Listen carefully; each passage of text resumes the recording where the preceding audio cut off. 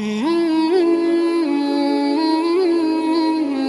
کلمہ استغفار 3 مرتبہ پڑھیں، استغفراللہ الذی لا الہ الا هو الحی القیوم واتوب الیہ۔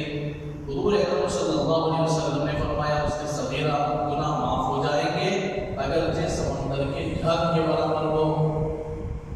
یہ استغفراللہ اگر دل کی گہرائی کے ساتھ توبہ کی نیت کر کے آدمی سونے سے پہلے 3 مرتبہ پڑھ لیتا ہے، چھوٹے گناہ کے ساتھ کبیرہ گناہ بھی اللہ معاف کیا کر دیتے ہیں، معاف فرما دیتے۔ لیکن بعض گناہ توبہ کے باوجود بھی معاف نہیں ہوتے، توبہ کے بعد بھی معاف نہیں ہوتے۔ کیا نہیں کرتے؟ معاف نہیں۔ مثال کے طور پر کسی کا مال ہڑپ کر لیا،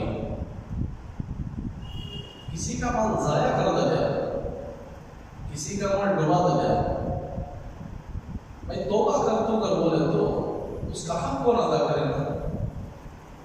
اگر انہیں معاف کرتا ہے تو اللہ مجھے معاف کرے، انہیں معاف کرتا ہے تو انہیں معاف، اللہ معاف کریں گے۔ کتابوں میں لکھا ہے کہ آدمی اللہ کے راستے میں شہید ہو گیا، کیا ہوا؟ شہید کا مقام کتنا بڑا معلوم ہے؟ پہلا قطرہ اللہ کے راستے میں اپنی جان کی قربانی دیتا ہے، ایک قطرہ، پہلا قطرہ بدن کا زمین پر گرنے سے پہلے، بدن سے نکل گیا، زمین پر گرنے سے پہلے اللہ اس کی مغفرت کرتا۔ اور جتنے قطرات گریں گے ہر قطرے کے بارے میں اللہ تعالیٰ ایک ایک مقام بلند کر دے، ایک ایک درجہ بلند کرتے جائیں۔ کتنے قطرے گریں گے اتنے قطرات گرتے جائیں، اتنے قطرے کے بدلے میں اتنے درجات بڑھتے جائیں گے۔ لیکن اگر وہ آدمی کو اللہ پھر بھی زندگی دے، پھر بھی اللہ کے راستے میں شہید ہو گئے، پھر بھی اللہ زندگی دے، پھر شہید ہوا، مگر اس کے سر پر قرض موجود ہو، جب تک اس کا قرض ادا نہیں کیا جائے گا، جب تک اس کے وارثین اس کے قرض ادا نہیں کریں گے، اگر وارث نہیں دیتے ہیں کل قیامت کے دن جب تک وہ آدمی حق ادا نہیں کرے گا اس وقت تک جنت پر اس کا قدم نہیں جائے گا۔ کیا نہیں جائے گا؟ 3 مرتبہ شہید، پھر بھی اس کا قدم نہیں جائے گا جنت، جب تک کیوں جسے دینا ہے انہیں معاف کر دے، یا نہیں تو وارثین دے دے۔ اس لیے میں آپ سے ایک درخواست کرتا ہوں، اپنے بڑوں کو پوچھو، اگر بڑے کماتے نہیں ہیں، عمر رسیدہ ہیں، گھر میں بیٹھے ہیں، آپ ان سے پوچھو۔ میں فخر سے بولتا ہوں، نشان سے نہیں بلکہ فخر سے بولتا ہوں کہ درمیان میں میرے والد محترم کو پوچھتا ہوں کہ ابا تمہارا کتنے قرضہ ہے؟